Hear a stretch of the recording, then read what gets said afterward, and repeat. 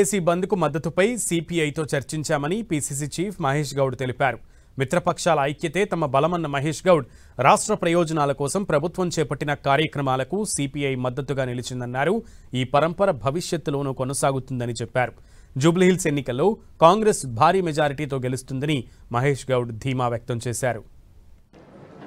మాకు మిత్రపక్షంగా చేదోడు వాదనున్నటువంటి సిపిఐ కార్యాలయానికి వచ్చి రేపు జరుగుతున్నటువంటి బంద్ దాంతోపాటు జూబ్లీహిల్స్ ఎలక్షన్లో మాకు మద్దతు ఇవ్వాల్సిందిగా కోరడానికి ఇక్కడ రావడం జరిగింది. 2023 ఎన్నికల్లోనూ ఆ తర్వాత కూడా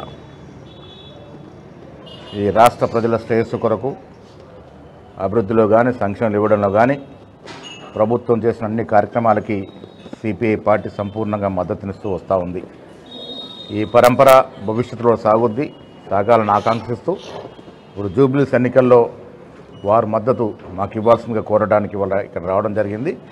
వారు దానికి సానుకూలంగా స్పందించినారు.